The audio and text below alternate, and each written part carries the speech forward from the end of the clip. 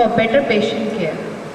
Now next I request Mr. Amit Jain, drug journalist, to share his views on the topic pharmaceutical jurisprudence. Honorable guests, Yamunanagar और Jagadhri chemist association के पदाधिकारी और मेरे प्यारे pharmacist दोस्तों, मैं अमित कुमार जैन आपके बीच में से हूँ। मैं कोई टीचर नहीं हूँ, मैं कोई मोटिवेटर नहीं हूँ, मैं आप सब लोगों के बीच में से हूँ। मैं आप लोगों से कुछ ऐसी बातें शेयर करना चाहता हूँ जो प्रैक्टिकली लाइफ में ज़रूरी होती हैं और आदमी अपने बिजी शेड्यूल में कभी सोचता भी नहीं है कि हमें क्या करना है क्या नहीं करना है। रोहित सर ने ड्रग इंटरेक्शन के बारे में बताया, because he is a teacher, बड़े अच्छे से जानते हैं। तनेजा साहब ने बताया पेटेंट के बारे में। मैं आपको ये कहना चाहता हूँ, एक तो मेरे दोस्तों जो बाहर खड़े हैं वो प्लीज़ अंदर आ जाएं, कुर्सियाँ भी खाली हैं, वो प्लीज़ अंदर आ जाएं अगर मेरी आवाज़ सुन रहे हो। इधर कुर्सियाँ खाली पड़ी हैं, बाहर से अंदर आ जाइए।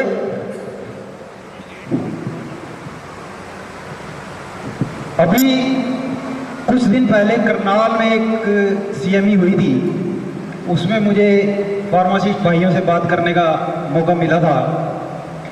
तब हमारे माननीय चेयरमैन साहब ने एक बात बोली थी कि किसी फार्मासिस्ट भाई ने पूछा कि यार फार्मासिस्ट की वैल्यू कुछ नहीं है, बेकार है बिल्कुल। उन्होंने बहुत अच्छा जवाब दिया। आपको पता है कि पूरे हरियाणा के अंदर केमिस्ट शॉप्स कितनी हैं? केमिस्ट शॉप्स फार्मासिस्टों से ज़्यादा हैं, फार्मासिस्ट कम है, तभी तो वो हायर किए जाते हैं, ऑब्वियस है। अब आप ये देखिए कि यदि एक फार्मासिस्ट दो काम करता है, कहीं भी दो जगह काम करता है, तो वो गलत है। उन्होंने गोयल साहब ने एक बात बोली थी कि सभी फार्मासिस्ट अपनी पूरी डिटेल मुझे दे दें। अगर एक फार्मासिस्ट की वैल्यू महाराष्ट्र की तरह 25,000 ना कर दी जाए तो काउंसिल बेकार है। बहुत अच्छी बात है दोस्तों, मेरे फार्मासिस्ट दोस्त मिलते हैं, छोटे भाई आते हैं मेरे पास। 30 साल से मैं रोहतक मेडिकल कॉलेज से फार्मासिस्ट हूँ। वो मेरे से कहते हैं कि सर बी फार्मा कर लिया, डी फार्मा कर लिया, रोहित सर ने करवा दिया, इधर से बड़ी मेहनत करवाई, हमें सिखाया, लेकिन हमारी वैल्यू 5,000 रुपये महीने है। तो कभी आपने इसके पीछे सोचा है इसका रीज़न क्या है, 5,000 क्यों है? उसका रीज़न हम लोग खुद हैं, क्योंकि हम अपने इतने प्यारे प्रोफेशन को छोड़कर हम दूसरे प्रोफेशन में घुस जाते हैं। हमें लगता है वहाँ ज़्यादा इनकम है। दोस्तों, आज 400-500 फार्मासिस्ट बैठे हैं यहाँ पर। मैं आप सब लोगों को ये विश्वास दिलाना चाहता हूँ और आप सब लोगों से एक प्रण लेना चाहता हूँ कि जो मेरे भाई अपने फार्मेसी प्रोफेशन को छोड़कर दूसरे प्रोफेशन में जाना चाहते हैं, वो बिल्कुल आज वादा करें कि वो दूसरे प्रोफेशन में नहीं जाएंगे, तभी हमारे फार्मेसी प्रोफेशन का स्टेटस बढ़ेगा। ये मेरे से आप वादा करो, हाथ खड़ा करो जो लोग प्रोफेशन को कंटिन्यू करेंगे। Thank you. दूसरी बात, आज मेरा टॉपिक है फार्मास्यूटिकल जूरिस्प्रूडेंस एंड जर्नलिज्म। बड़ा अजीब सा शब्द लगता है फार्मास्यूटिकल जूरिस्प्रूडेंस। दोस्तों, हम लोग पैसा कमाने में या अपनी दिनचर्या में इतने मकसूद, इतने बिजी होते हैं कि हमें कुछ पढ़ने का या सीखने का मौका कम मिलता है। I am very thankful Govind Singh institute का और हमारे फार्मेसी काउंसिल के मेंबर्स का, सिंगला सर बैठे हैं, कि वो इस तरीके के एजुकेशनल प्रोग्राम करते हैं जिससे कि कुछ ना कुछ, जब हम 4 शब्द 5 शब्द सुनते हैं तो एक शब्द हमारे कान में पड़ता है और वो स्टे कर जाता है। मैं आपको ये कहना चाहता हूँ कि हम लोग सब, मोस्ट ऑफ द पर्सन्स जो D pharma, B pharma, M pharma, PhD या फार्म डी नया कोर्स है वो लोग करते हैं। उसके बाद बहुत कम परसेंटेज है जो लेक्चरशिप टीचिंग वगैरह में चली जाती है, लेकिन मोस्ट ऑफ द पर्सन्स हम लोग केमिस्ट का धंधा करते हैं, अपना केमिस्ट का प्रोफेशन करते हैं। मैंने करनाल भी ये बात करी थी कि अपने प्रोफेशन को प्रोफेशन बनाओ दोस्तों, बिजनेस नहीं। पैसा आपके पीछे आएगा, आप सिर्फ क्या करो कि अपने प्रोफेशन में डेडिकेशन से काम करो, प्यार करो अपने प्रोफेशन को और आप देखना कि किस तरीके से लोग आपकी रेस्पेक्ट करते हैं। और जो फार्मासिस्ट ये कहते हैं कि यार फार्मासिस्ट की कोई वैल्यू नहीं है, 4 साल का कोर्स किया, उसकी वैल्यू आप देखना।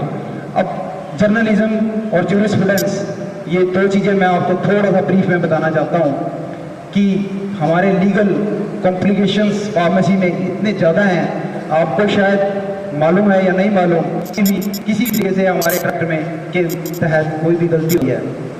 और किस तरीके से मैं प्रेस मीडिया का काफ़ी टाइम से जुड़ा हुआ हूँ। मैंने इंडियन एक्सप्रेस आज से 20-30 साल पहले, 25 साल पहले लगभग छोड़ दिया था, ये सोच के कि मुझे फार्मेसी प्रोफेशन में रहना है। बेसिकली वो लिख देते हैं, उसके बाद हम कुछ कर नहीं सकते। क्यों नहीं कर सकते? क्योंकि हमारी एसोसिएशन स्ट्रांग नहीं है। आपने बचपन में कहानी पढ़ी थी, मैं अक्सर स्टेटस की बात करता हूँ कि अपने स्टेटस को इम्प्रूव करो। आपने बचपन में सुना होगा मजबूत गट्ठा, गट्ठा होता है तो मजबूत हो जाता है, तिनके होते हैं तो टूट जाते हैं। मेरे फार्मासिस्ट दोस्तों, अपने आप को मजबूत करो। जो नॉन फार्मासिस्ट हैं उनको अपने प्रोफेशन में आने से रोको और अपने प्रोफेशन में से आप मत जाओ। ये मेरी आप सबसे विनती है, यही मेरी गुजारिश है, यही मेरी रिक्वेस्ट है, यही मेरा मकसद है, यही मेरा मोटो है।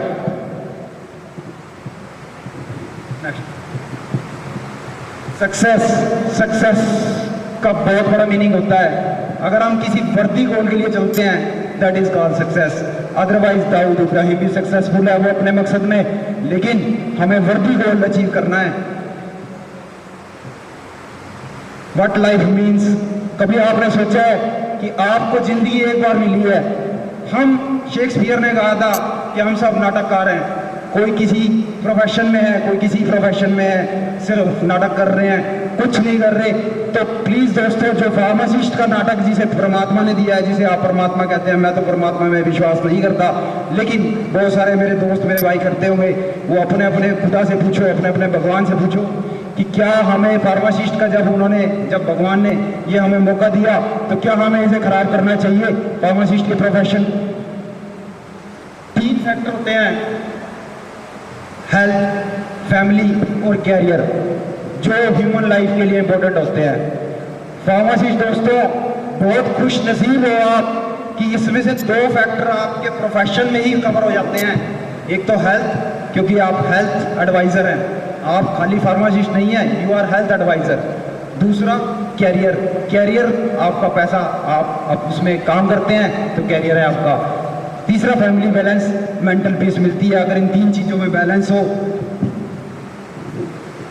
आप कहते हैं फार्मासिस्ट, सभी, मैं भी कहता हूँ कि बिजनेस करते हैं, प्रोफेशन करते हैं अपना, फलानी प्रॉब्लम है, डॉक्टर की प्रॉब्लम है, डॉक्टर दूसरी प्रोपेगेंडा की लिखता है, डॉक्टर ये लिखता है।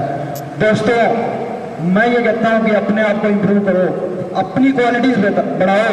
एक बड़ा अच्छा सा शेर याद आता है इस बात पे कि खुद ही को कर बुलंद इतना कि हर तकदीर से पहले खुदा तुझसे ये पूछे, बंदे बता तेरी वजह क्या है।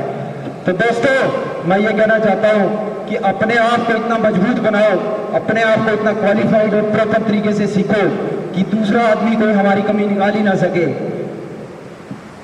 चैरिटी, मैं ये कहता हूँ दोस्तों, हम लोग सारा दिन मशरूफ रहते हैं अपना काम करने में, पैसा कमाने में, जरूर थोड़ी बहुत चैरिटी करो, it will give you mental peace.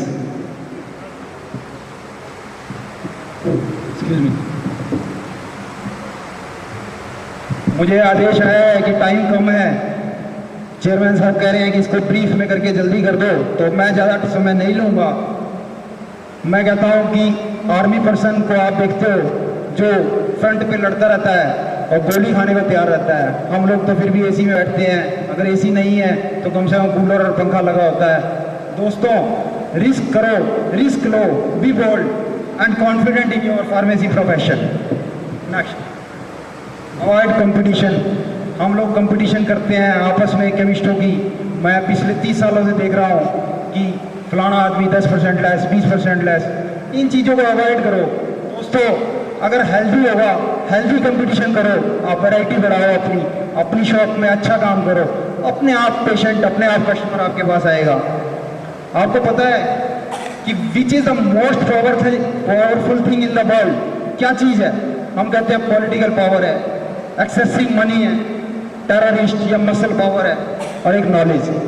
कोई जवाब दे सकता है क्या चीज़ चारों में से मोस्ट पावरफुल है? Anyone can tell? Knowledge, yes it is. क्योंकि नॉलेज होगी तो आप इन सब चीज़ों पर राज कर सकते हो। आज की लड़ाई हाथापाई की नहीं है, बंदूकों की नहीं है, आज की लड़ाई दिमाग की है, ब्रेन की है दोस्तों। और आप फार्मेसी का कोर्स करके आए हो, आपके अंदर ब्रेन है, ये चीज़ यूनिवर्सिटीज़ ने क्लियर कर रखी है। सिंप्लीफाई योर प्रोफेशन, अपने प्रोफेशन को बिल्कुल सिंप्लीफाई करो, लेटेस्ट टेक्नोलॉजी के साथ जुड़ो। स्कोप ऑफ फार्मेसी मैंने बता ही दिया, हमारे रोड सर ने बताया, ये सब आप एजुकेशन में पढ़ते रहते हो। कंसर्न डिपार्टमेंट्स, आप जानते हो दोस्तों, हमारे ऊपर drug department, CMO, staff, income tax department, police department जो इंटरफेयर करने लगा। आज से 30 साल पहले अगर किसी की दुकान में पुलिस आ जाती थी तो पूरा शहर इकट्ठा हो जाता था। आज लगता है कोई बात ही नहीं हुई। हम लोग एसोसिएशन की तरफ से कहीं कहीं जाते रहते हैं, किसी को पुलिस पकड़ के लेगी, किसी को ये हो गया। ये सब क्या बकवास है? अगर आप सब लोग यूनाइट हैं, मैं नहीं समझता कि किसी की ताकत है हमारी दुकान पे परमिशन के बिना अंदर भी हो जाए। तो प्लीज़ दोस्तों थोड़ा सा कोऑपरेट करो, अपने फार्मेसी प्रोफेशन से प्यार करो, love your profession.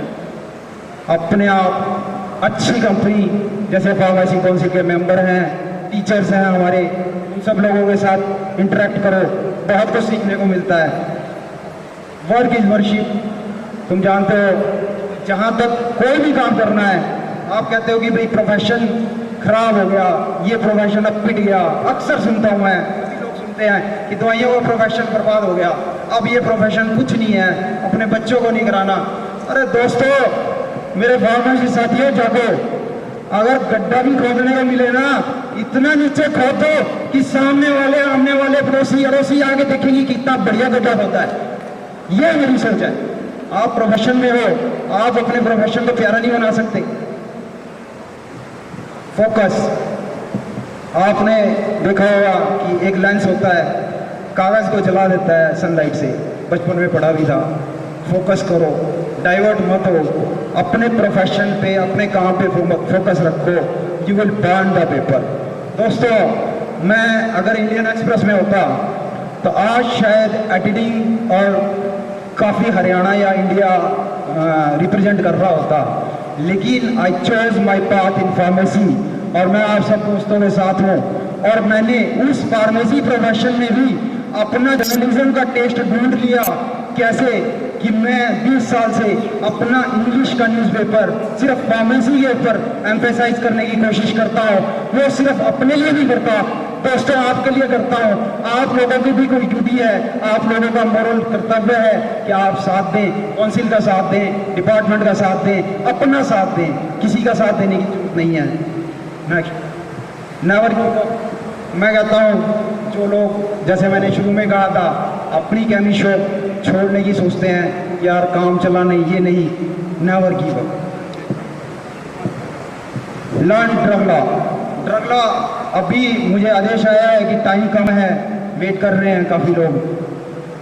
Drug law एक बहुत बड़ा सब्जेक्ट है। मैंने पिछले 20 सालों में इस पे रिसर्च की है और मैं ऐसे मुकाम पे पहुंचा हूँ जब मुझे केवल हरियाणा नहीं, पूरे हिंदुस्तान के ड्रग डिपार्टमेंट से इस बात का न्योता मिलने लगा कि आप ड्रग लॉ के बारे में हमसे इंटरेक्ट करें। आपको खुशी होगी इस बात की, मैं यमुनानगर से हूँ, आपका भाई हूँ, आपके बीच में से हूँ। और अब मैं आपको ड्रग लॉ के बारे में बहुत ब्रीफ में बताऊंगा कि drug law, pharmaceutical jurisprudence,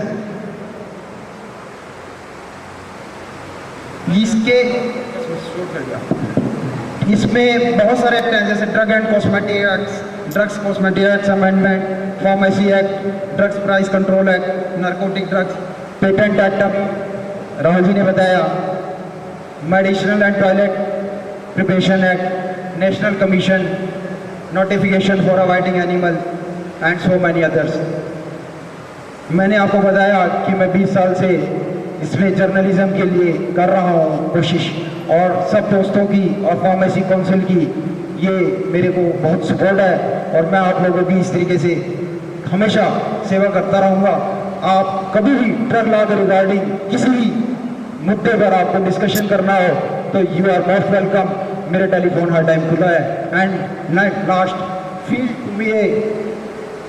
feel proud to be a pharmacist, be friendly and supportive to all. अब फार्मेसी काउंसिल की वजह से जो गोयल साहब हैं, इन्होंने बहुत अच्छे से जो रजिस्टर्ड जो फ्रॉड फार्मासिस्ट थे उनको निकाला है। इसमें किसी को दुख मनाने की जरूरत नहीं है कि बड़ी सख्त है, इसमें तो आपको सुख होना चाहिए कि जो लोग रह गए कम से कम वो तो रेस्पेक्टेबल होंगे। अब बहुत आसान है उन लोगों से इंटरेक्ट करना, ड्रग डिपार्टमेंट से या काउंसिल से आमने सामने आपके, ये हमारी खुशनसीबी है। I am again thankful to all my members and specially Rahul sir and Kumar Gaurav sir and all the members. Thank you very much. Thank you.